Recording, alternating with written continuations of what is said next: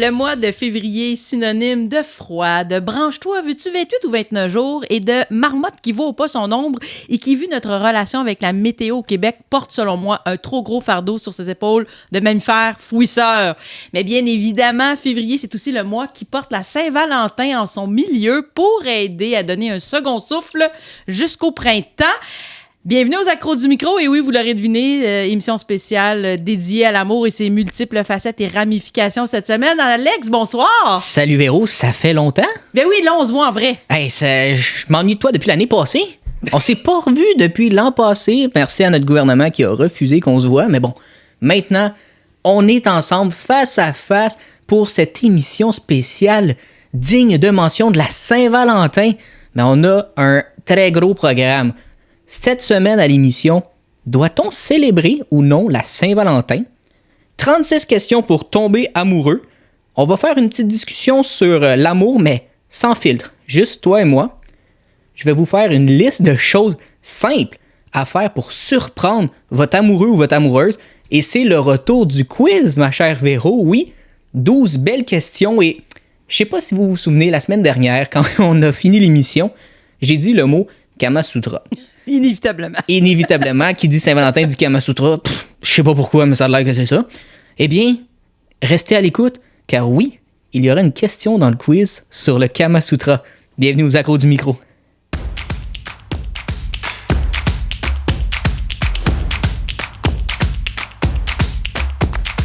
Grande question existentielle. Là, on se lance dans les débats de fond cette semaine. Pourquoi fêter la Saint-Valentin? En fait, doit-on célébrer la Saint-Valentin?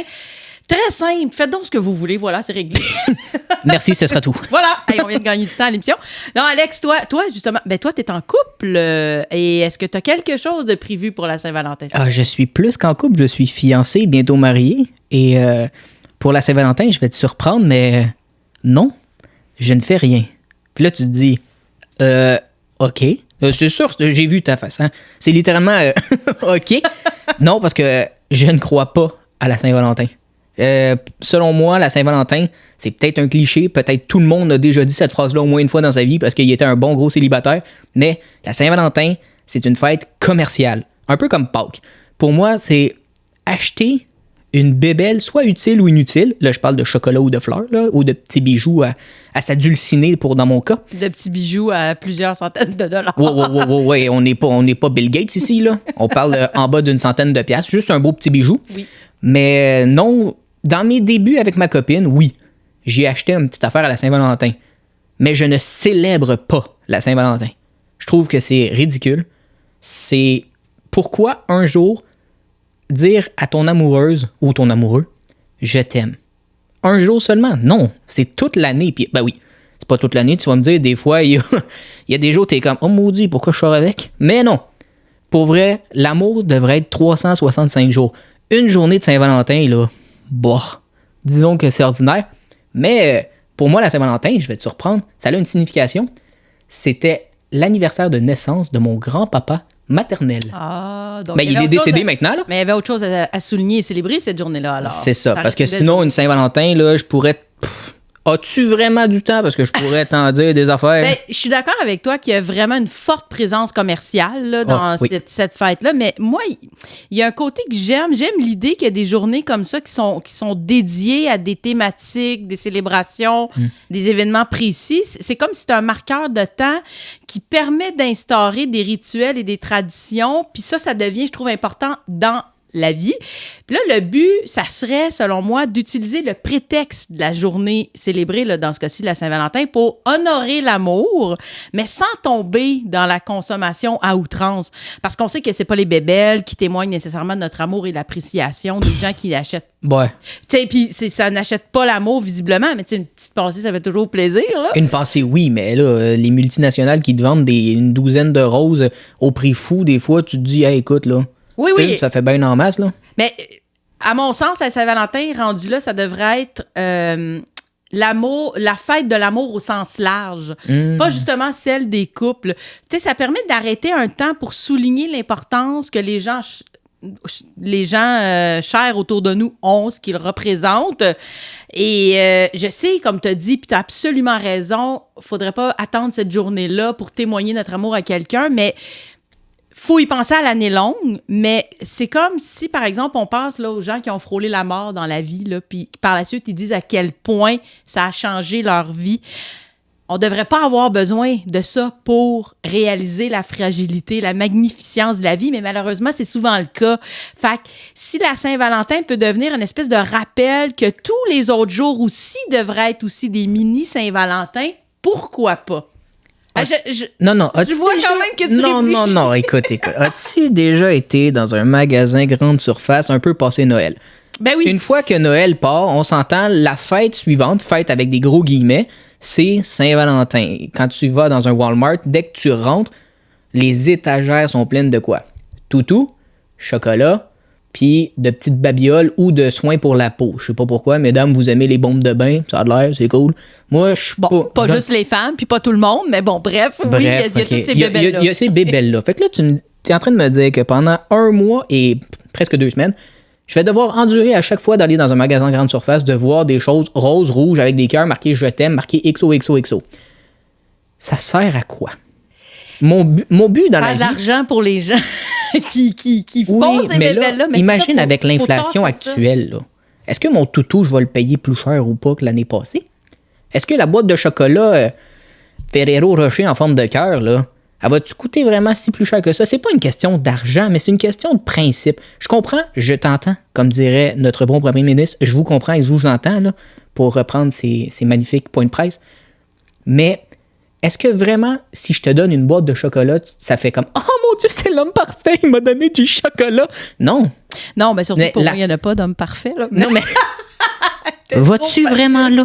Non. C'est ça. Non, mais je suis d'accord, je comprends, mais tu vois, moi, quand... toi, t'as dit que t'as pas vraiment. Non. Puis honnêtement, moi non plus, j'ai fait un beau discours sur l'amour puis tout ça, là, mais je l'ai jamais vraiment fêté, moi non plus, officiellement. Dis-moi pas que tu as menti à nos auditeurs. Non, en fait, c'est que c'est des journées qui... Je tombe pas dans la consommation. Je veux pas aller du côté commercial de la fête. Mm-hmm. Comme je dis, je trouve que c'est un moment où on peut s'arrêter puis on peut juste réfléchir des fois à notre relation ou des gens qui sont importants autour de nous. Quand j'étais très jeune, puis j'habitais encore chez ma mère utilisait la Saint-Valentin. En fait, toutes les fêtes étaient des occasions, des événements. Puis elle se faisait une joie, même à la Saint-Valentin, de toujours souligner ces journées festives-là avec un menu spécial, des décorations sur la table, puis des petits cadeaux en prime. Fait que ça crée, tu sais, quand je te parlais de rituel tout à l'heure, c'était un peu ça. Elle avait le don d'égayer toute la maison puis faire ressortir l'amour dans tout. D'ailleurs, on la salue, petite maman d'amour. Bonsoir. Mais pour cet aspect-là, tu vois, je trouve ça le fun, moi, la fête de la Saint-Valentin. Ben, tu vois, quand tu parles de décoration, moi, je peux te comprendre parce que moi, ma copine travaille dans un CPE et chaque occasion est bonne pour décorer son local pour ses petits cocos. Hein? Puis j'en ai fait des doloramas pour trouver des faux cœurs, des choses en glace en cœur, des cœurs suspendus, des banderoles rouges, des petits cadeaux et tout ça. Fait qu'elle, je le sais qu'elle aime ça, la Saint-Valentin. Je suis pas quelqu'un de cheap, loin de là, OK? Mais pour moi, la Saint-Valentin n'a aucune saveur, aucune signification. Le 14 février, je vais dire à ma copine, je t'aime, mais le 13 et le 15 aussi.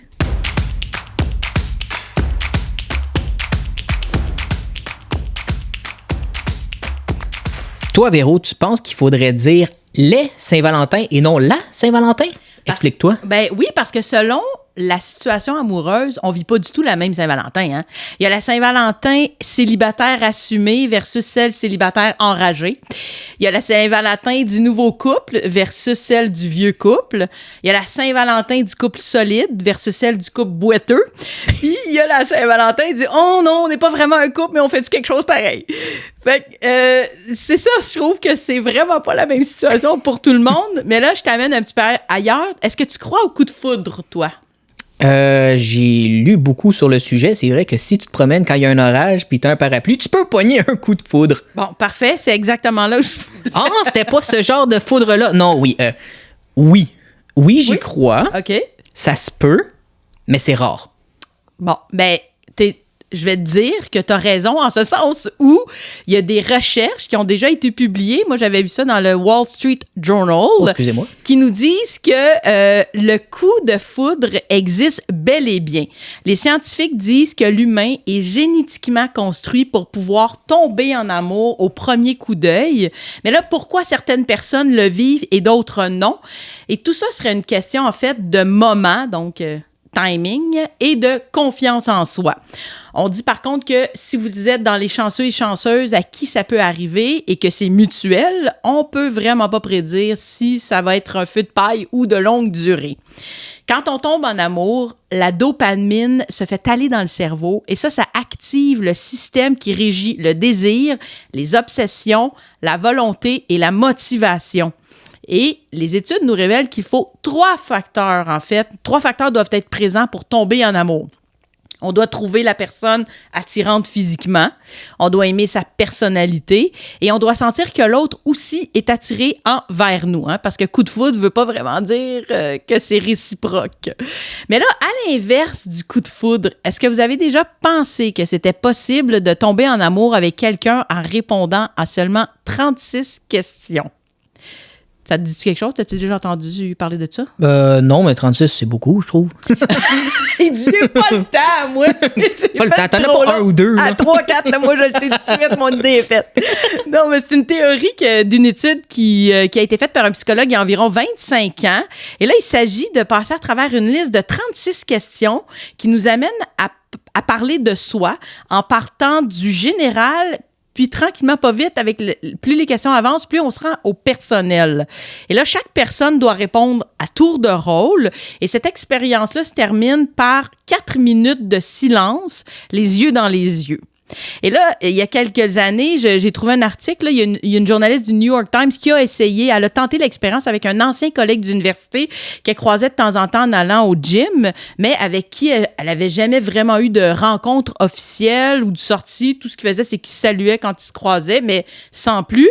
Eh bien, finalement, après avoir tenté cette expérience-là, la journaliste a dit que ça avait fonctionné. L'expérience a été un prétexte pour parler de sujets plus personnels, de choses importantes, sans barrière, et qu'après la soirée, les 2 personnes étaient restées plusieurs semaines à repenser à tout ce qu'ils avaient discuté. Et ce contexte-là a créé vraiment un rapprochement, puis l'amour a émergé. Fait que là, moi, je vais vous donner, là, parce que je sais bien, là, c'est ça, tu dis, tu parles des questions, il faut donner des exemples. Ouais, ben c'est ça, donne des exemples, mais nomme-les pas 36. Non, on n'a pas le temps pour les 36. Là, j'en ai sélectionné quelques-unes, puis vous allez voir, ça passe vraiment du plus général au plus personnel. La première question, vraiment la première, c'est si tu avais le choix parmi n'importe qui dans le monde, qui voudrais-tu comme invité pour un souper? Donc, c'est vague. Ah, c'est vague. Après ça, on passe un petit peu plus loin à que serait un jour parfait pour toi? On a aussi nomme 3 choses que toi et moi semblons avoir en commun. Quel est le plus bel accomplissement de ta vie? Partage avec moi un moment embarrassant de ta vie. Et finalement, un petit peu vers la fin, c'est dis-moi quelque chose que tu aimes déjà chez moi. Fait que comme je dis, on voit qu'il y a une progression au niveau, dans le niveau du type de questions. Mais ça, c'est des questions en première date, comme on dit dans le jargon. Oui. Là. Oui. Oh, quand même, OK, quand même. Puis il faut pas oublier qu'après tout ça, l'exercice nous demande après les 36 questions, on prend 4 minutes, vraiment chronométré, on se regarde les yeux dans les yeux sans parler. Ça doit créer vraiment quelque chose de très intense. Alors, je ne sais pas s'il y en a qui ont déjà fait l'expérience ou si vous pensez le faire. Si c'est le cas, écrivez-nous vraiment en dessous des vidéos sur notre chaîne YouTube. Moi, je veux savoir comment ça va se passer, comment ça s'est passé. Je veux tous les détails.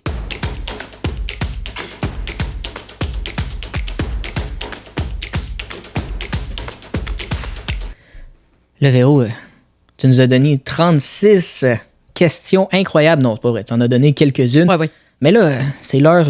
on fait pas la controverse cette semaine, puisque c'est l'émission spéciale Saint-Valentin. Qui dit Saint-Valentin dit amour sans filtre. Ouh. Oui, on a quelques questions à se poser sur nous, sur l'amour, pour que vous nous connaissiez mieux et que nous aussi, on se connaît mieux. Ben oui, absolument. Parce que, on va découvrir des choses.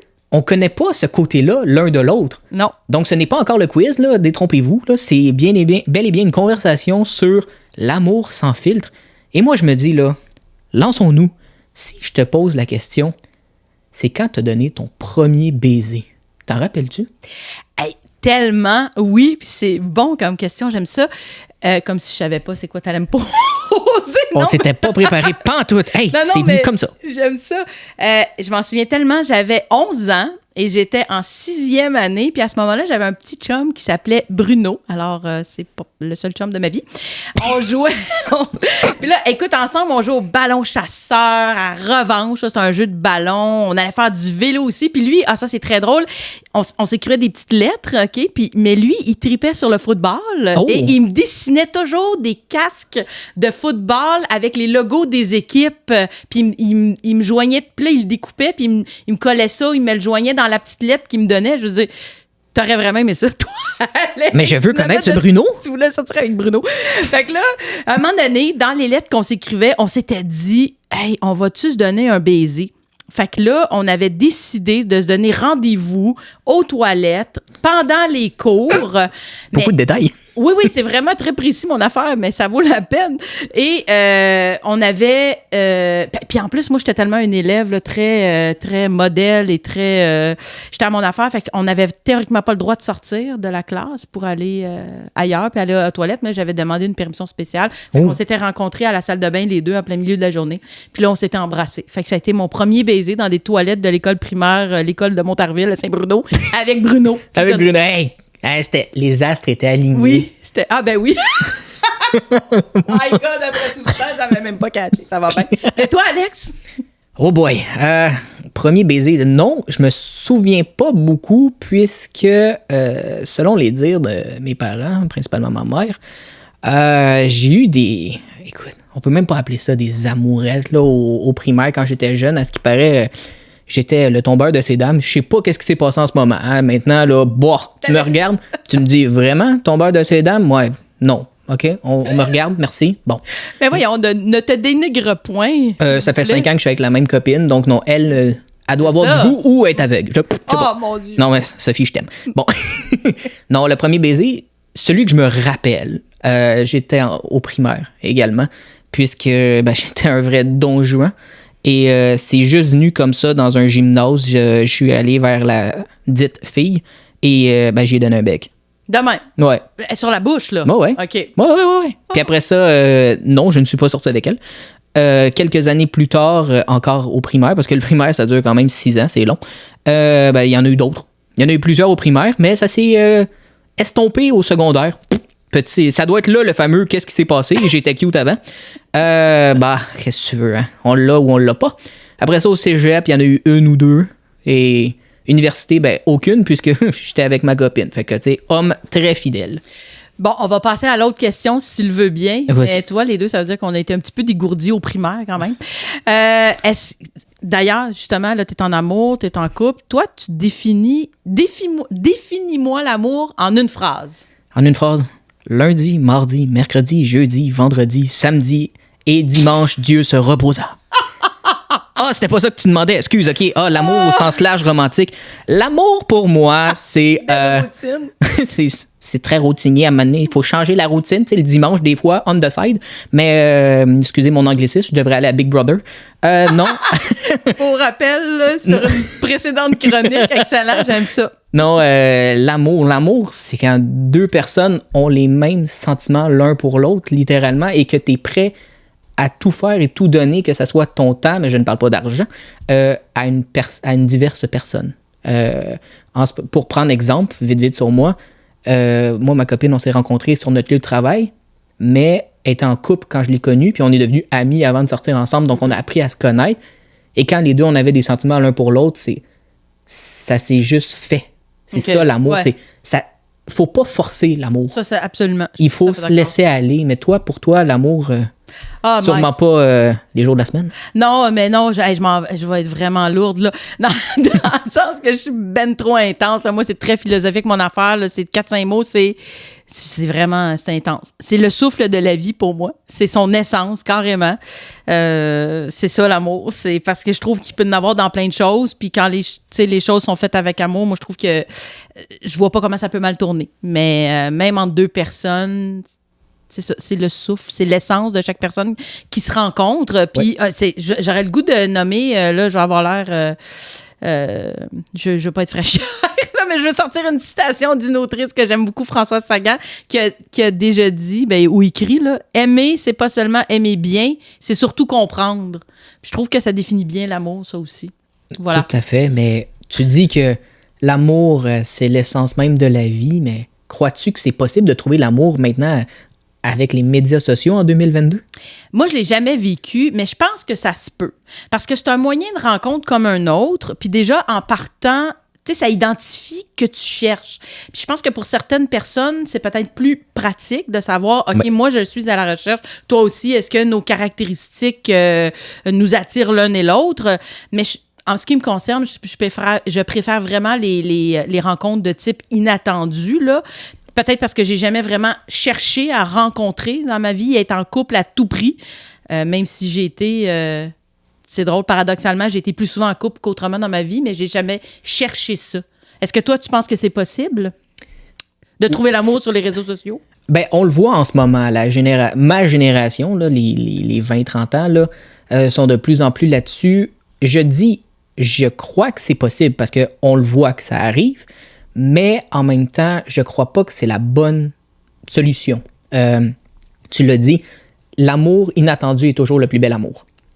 C'est littéralement, les médias sociaux, c'est un catalogue.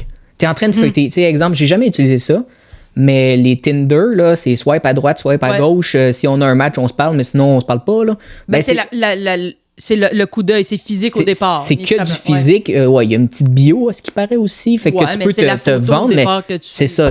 Et puis là, il y a tellement d'affaires que tu peux. Mais pas une photo avec, exemple, ton ex ou avec tes amis pour savoir. Il faut vraiment que tu sois toi-même, mais avec un animal pour que les filles font « Oh, il est tellement cute, ce petit chien! » mais qui te regardent pas. Fait que oui, c'est possible. Mais est-ce que j'y crois vraiment? Chacun son amour.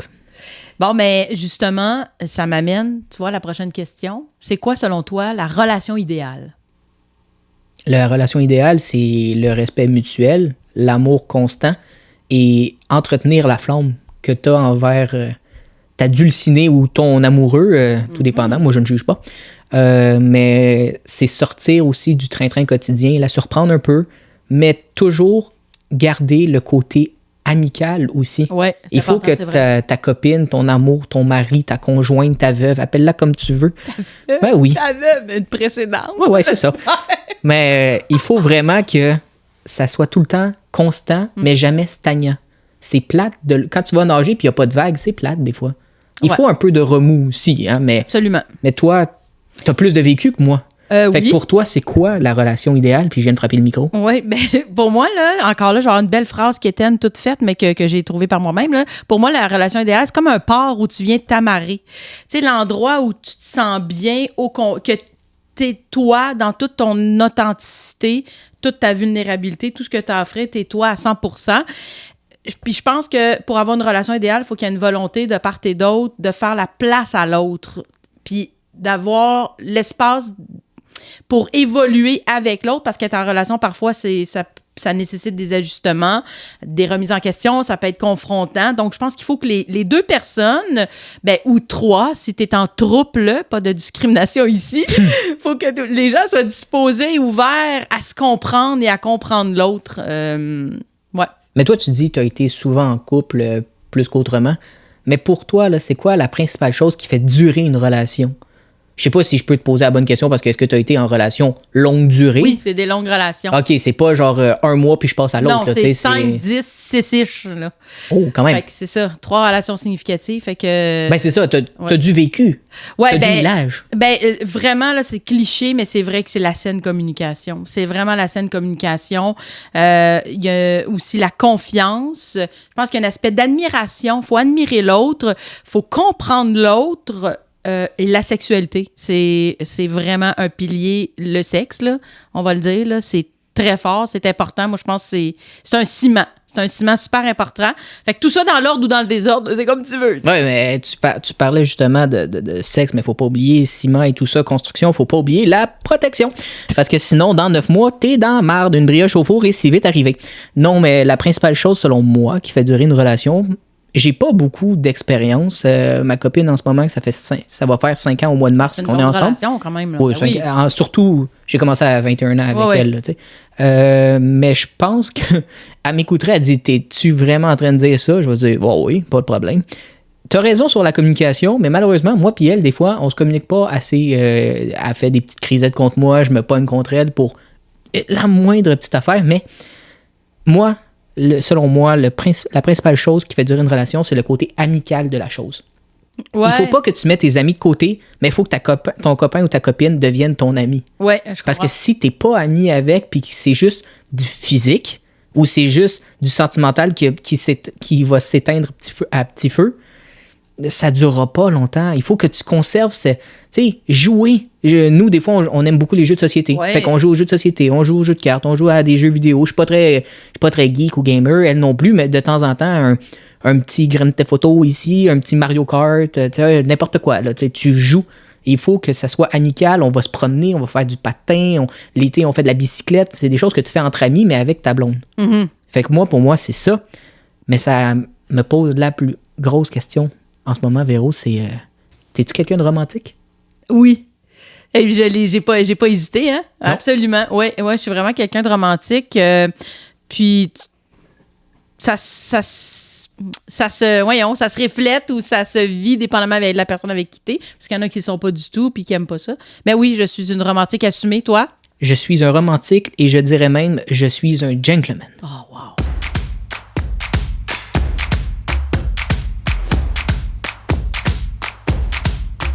Alors, on accueille maintenant en studio Docteur Lamour. Bonsoir. Bonsoir. Il est zéro crédible. C'est tellement pas, franchement. Tu viens de défaire tout. T'as raison. Non, bonsoir. Ben là, Docteur c'est mieux comme ça? Oui. D'accord. Vous nous avez concocté... Regarde mon sérieux.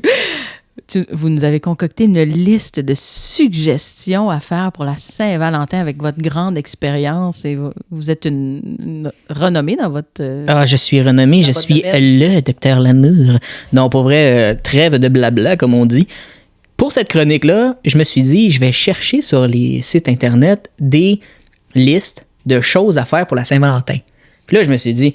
Mon Dieu, il en existe donc bien. Il y a des quiz sur êtes-vous fidèle ou pas. Il y a 9 idées pour savoir si vous aimez encore votre amoureuse. Mais je suis comme, c'est bien poche. C'est tout le temps les mêmes listes. Achetez-lui des bijoux, achetez-lui des fleurs, achetez-lui du chocolat ou faites-lui l'amour. OK, excuse-moi, là, c'est pas 9 points, c'en est 4. OK? Fait que là, j'ai trouvé une pépite. Et là, ça ne sort pas de moi. Ça ne sort pas de mon cru, malheureusement. Ça sort vraiment... d'Internet, mais quand j'ai vu ça, ça s'appelle le top 10 des choses simples à faire avec son amoureux ou son amoureuse, bien évidemment. Et là, tu me dis, OK, donc tu ne me parleras pas acheter des bijoux. Oui, malheureusement, écoute, c'est simple, là, achetez-lui un présent, il est dedans, je vous vends le punch tout de suite. On va commencer par, il faut briser la routine. Oh oui, briser la routine. Est-ce que tu as ça, une chambre d'amis chez toi? Ben, non. J'habite dans un loft, c'est un peu dur. Tout est ouvert. Vous qui avez une chambre d'amis non occupée, je parle pas de chambre d'enfant, transformez-la en scène romantique de type 50 Shades of Grey. Oh. Un petit donjon, pourquoi pas? Tamisez les lumières. Mettez des chandelles qui sentent bon. Utilisez des petits plateaux de nourriture et de délicieux breuvages. Surprenez votre amoureux, amoureuse. Sortez du quotidien. Faites à semblant que vous êtes à l'hôtel, mais à moindre coût. Mais il faut dire que si tu achètes tout ça, ça coûte un petit peu cher. Mais là, maintenant qu'on est dans l'ambiance, il faut... On l'est vraiment. Pour la Saint-Valentin, mettez de la musique, maestro. Oui. Préparez une compilation. Oui, sur Internet, c'est écrit de faire un disque, mais les disques, ça n'existe plus. Non. Fait que faites une compilation de type Spotify, pour ne nommer que cette compagnie, de vos chansons idéales pour... passer à l'acte. Oh oui, ça sort du quotidien. C'est simple à faire, c'est rapide et il y a une gâterie à la fin. Je fais moi. Et dépendamment de la liste que tu auras créée, c'est là qu'on va voir si ça va être vite ou pas ton affaire. Là. Là, il y a 4 chansons, là, il y en a une petite comptine. Une comptine pour enfants. C'est fini. Oh là là! Non, mais à date, c'est quand même là, des bonnes suggestions. C'est vrai que c'est simple, c'est à portée de main. C'est à portée de main, mais je vais te surprendre avec les petits mots doux. Oui, les petits mots doux. Mais qu'est-ce qu'un petit mot doux? Coller des post-it partout dans la maison avec des phrases romantiques. Oh! Ben, ça surprend quand même. Mais ce qui est encore plus surprenant, c'est quand il écrit « Cachez-en dans sa voiture et dans son portefeuille. » Oh, ça, j'aime ça. Moi, je me dis, là, t'arrives dans ton véhicule, tu démarres, puis pouf, dans ton rétroviseur, il y a un « Bonne journée, je t'aime » et tu ne vois pas l'auto arriver. Bang! Accident. Ils ont dit des post-it, Alex, oui, okay. Pas une banderole. Mais sais-tu où chercher ces fameuses phrases pour t'inspirer? Selon le site internet mamanpourlavie.com, c'est vraiment le nom du site, le générateur principal est Google. Tu peux... Hein? T'as-tu vu ma face? Tu googles des phrases. Des phrases, donc ça ne vient pas de ton cru, mais plutôt d'Internet. Oh non, ça, je suis pas... Non, pas d'accord. Sinon... Tu sais, j'aime mieux quelqu'un qui va s'être forcé, même si le poème ou la petite phrase est cucu, mais ça va venir de son cru, c'est mieux qu'une phrase déjà toute faite. Eh oui. Dis la fille qui fait des citations tout le temps, mais bon, continue. Sinon, utiliser la technologie, c'est simple, tout le monde a un téléphone cellulaire. Eh bien, bombardez votre douce moitié de courriels. Qui fait des courriels? Personne, c'est plus des textos maintenant ou des messengers, tu comprends? Mais bon, restons dans le personnage poétique. Vous en avez long à dire, eh bien, envoyez-lui plusieurs messages, des cartes de souhait, c'est terminé, les messages. Mais nous sommes en 2022, moi je changerais cela pour envoyez-lui des sextos, ça va le turn on, comme diraient les bons Québécois. Sinon, oubliez tout le reste. C'est simple à dire, mais difficile à faire. Là, je te vois me regarder en disant, hein? Tout le reste de... Oubliez tout le reste, c'est oublier tout ce qu'il y a autour de vous et laissez-vous enlacer dans ses bras. C'est annuler tout ce que vous faites et collez-vous. Bon. Je ne parle pas de sexe. En ce moment, je parle de câlin. De tendresse. De la tendresse. Il n'y a pas de critique, pas d'interruption. Rangez vos téléphones. Regardez-vous 4 minutes, mais yeux dans les yeux, après 36 questions très longues. Ne parlez pas de vos enfants. Ne parlez pas du travail. Ne parlez pas de votre famille. Ne parlez que d'amour. Mais sinon, tout cela suit par le marathon des baisers. Oui, c'est très simple. Embrassez-vous, mesdames et messieurs. Déclarez, mettez un cadran s'il le faut, mais donnez-vous des bisous à volonté. Là, je reprends des mots tellement bizarres, mais c'est ça que ça donne. Sinon, après les bisous, il y a la liste coquine. Pourquoi pas la liste coquine? Prenez un beau papier, écrivez tout ce que vous voulez faire avec un beau ruban rouge. Écrivez-lui ce qui vous passe par l'esprit et offrez-lui. Oui, mesdames, offrez-nous des mots, surtout si on est illettré comme un bon garçon qu'on comprend rien. Oui! Pas de problème, c'est vraiment le fun. Mais sinon, un peu cliché, faites-nous des biscuits. Hey Alex, ça finit-tu de même? Non, c'est pas fini. Ah, c'est pas fini? Mais non, mais faites-nous des biscuits. Mais moi, je vais compléter parce que le dernier, je vous ai vendu le punch, bien évidemment, c'est achetez-lui quelque chose qu'elle aime ou qu'il aime. Ben oui, pourquoi pas? Ben, ça fait toujours plaisir quand même. Est-ce que t'aimes mieux recevoir, en tant que femme, des biscuits ou faites maison ou du chocolat industriel? Moi, je vous pose la question. Mais n'oubliez surtout pas, mais vas-y avant que je conclue. Non, mais vas-y. Mais n'oubliez surtout pas, là, complimentez votre douce moitié. C'est l'important, c'est l'essence même de l'amour. Ah, hey, Alex, c'était magnifique. Appelle-moi Docteur Lamour. Oui, pardonnez-moi, Docteur Lamour, je dois dire, là, cette semaine, ça fait 1 an qu'on se connaît et je ne pensais pas qu'en 1 an, là, ensemble, on serait déjà rendu là. Merci. Ça me fait plaisir. À la semaine prochaine.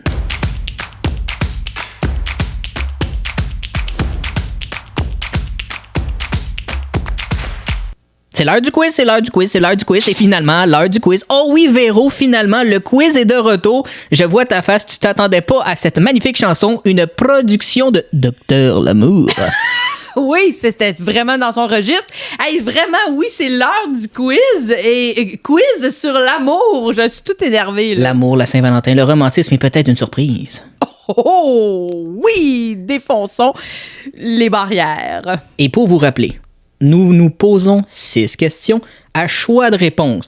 À la fin de l'émission, nous allons voir qui, de Véro ou de moi, pourrait prendre le titre de Docteur Lamour. Et c'est vraiment désagréable comme voix, mais ça me fait rire. Alors Véro, Honneur aux dames. Attaché à la voix, moi. C'est correct. Ah oui, c'est moi qui pose la première question? Oh oui. Formidable. Alors, première question, Alex. Qu'est-ce que la philamatologie? A. La science du baiser. B. La collection de plusieurs partenaires. C. L'étude des molécules impliquées dans l'attirance. Est-ce qu'il y a D? J'ai aucune bâtard d'idée. Non. Ben non. Alors, je vais y aller à tâtons. Je m'appelle Alexandre, donc je vais dire A. Oui, bonne réponse! Oh oui! La- C'est 1-0. La science du baiser, donc, on apprend... Moi, là, en faisant mes petites recherches, j'ai vu qu'un simple baiser ne fait que travailler 2 muscles, alors qu'un baiser passionné, ce qu'on appelle un bon French, active jusqu'à 34 muscles faciaux, tout de même, et s'embrasser pendant 1 minute brûlerait entre 5 et 26 calories. À vos French, tout le monde. Perdez du poids, c'est l'heure. Alors moi, ma première question pour toi, Véro, de Dr Lamour, non, c'est le gagnant. Au Brésil, on ne parle pas de la Saint-Valentin. On appelle ça la Dia dos Namorados, ou c'est appelé Jour des amoureux. Quand est-il fêté? Réponse A, le 10 novembre. Réponse B, le 14 février. Réponse C, le 12 juin. Le 12 juin. Et c'est une bonne réponse! Il n'y a pas de... Non, c'est le 12 juin. OK, ben j'avoue qu'il n'y a pas grand-chose à dire après ça. Non, pas vraiment. On vous attendiez une explication? Non, c'est le 12 juin. Allez le googler. Deuxième question. Quel est le record mondial du plus long baiser? Ouf. A. 45 heures. B. 22 heures. C. 58 heures. Moi, oh boy, hey! Moi, j'en donne un petit des fois, puis je suis me brûler, là. Écoute, j'ai fait mon sport de la journée.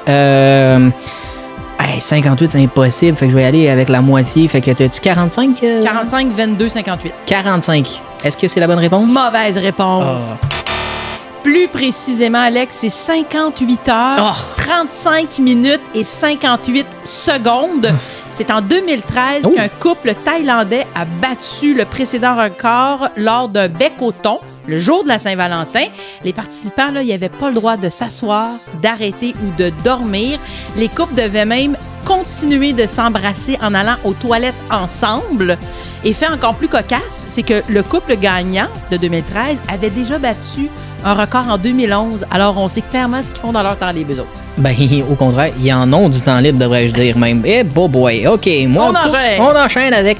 Au Moyen-Âge, la Saint-Valentin était associée à l'amour. A. Romantique. B. Physique. C. Platonique. Je dirais platonique.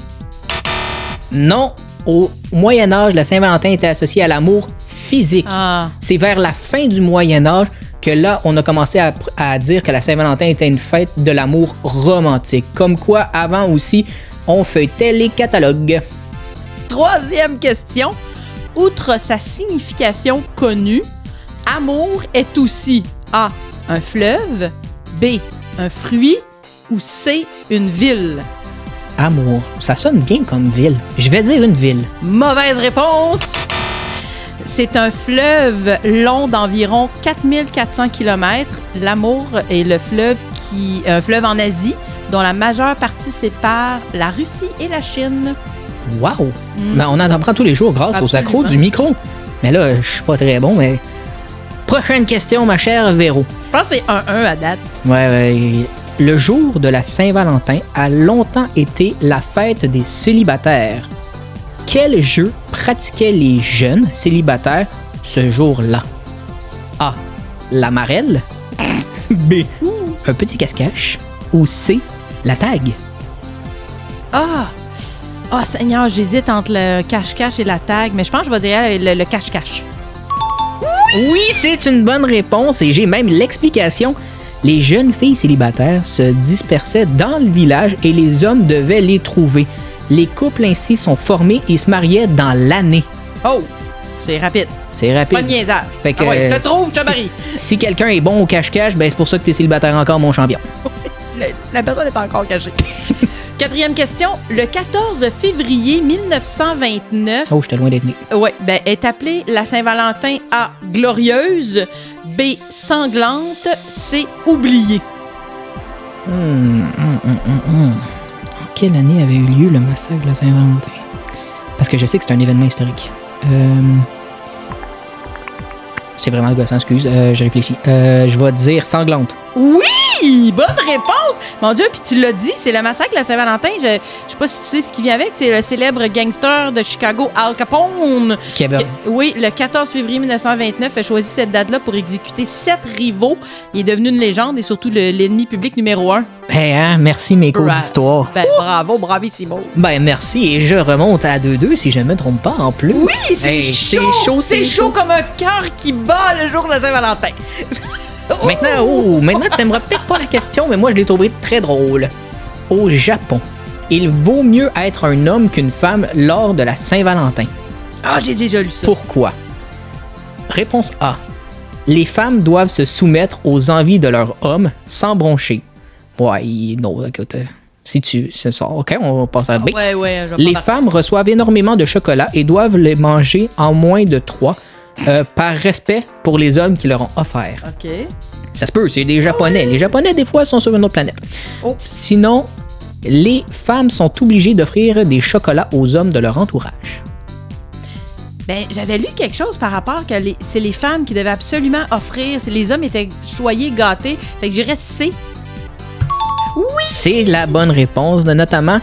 Quand on parle des hommes de leur entourage, on parle notamment des employés de bureau qui doivent offrir des chocolats à tous leurs collègues masculins. Puis parfois, ça peut coûter très cher parce qu'une boîte de chocolat, c'est pas donné. Est-ce que tu sais comment on appelle ces chocolats-là? Non.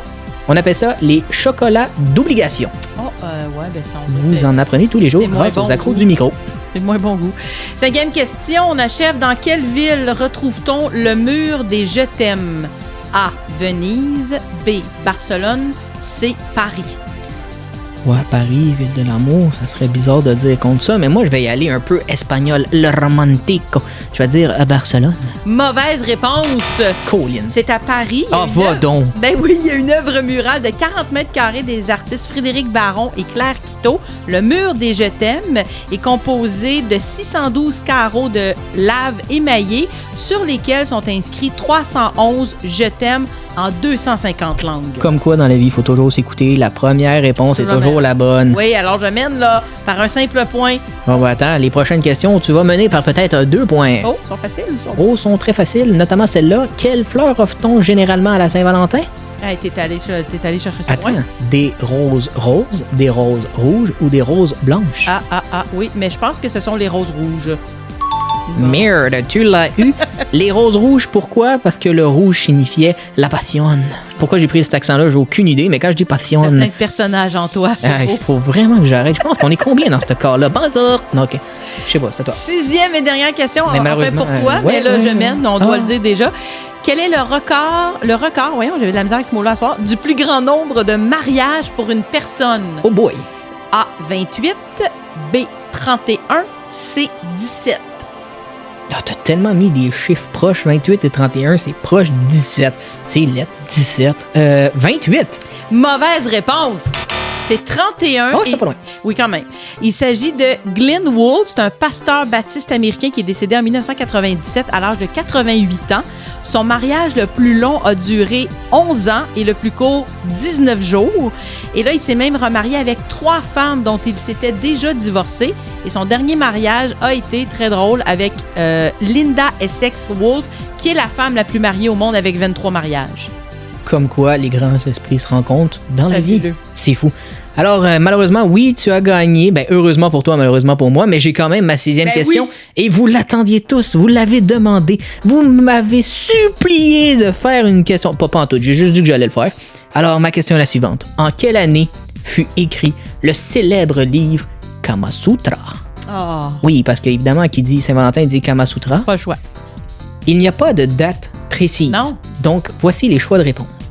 Entre le 1er et le 3e siècle, entre le 4e et le 6e siècle, entre le 9e et le 11e siècle. B, le 4e et le 6e siècle, et c'est un livre indien. OK, déjà là, comment tu le sais? Parce que moi, j'ai fait mes recherches, hein, puis j'ai préparé un petit quelque chose, mais là, tu viens de me couper l'herbe sous le pied. Ah non, vas-y. Je n'allais pas dire que c'est indien, parce que oui, tout le monde sait que le Kama Sutra est indien, mais ce n'est pas juste un œuvre dédié uniquement à des positions érotiques. Loin de là. En réalité, le sexe dans le Kama Sutra n'est qu'une petite partie du livre. Ça, je ne savais pas si tu le savais. Moi, je l'ai appris grâce à Google. Il est conçu pour aider les amants à vivre en harmonie. Mais pas nécessairement. Il se compose de 7 livres traitant tout d'abord de la généralité, les arts, le comportement citadin, puis de l'union sexuelle, les différentes pratiques sexuelles, le fameux... C'est pour ça qu'on connaît les positions. Après ça, tu as la section des jeunes filles vierges. C'est comment les séduire.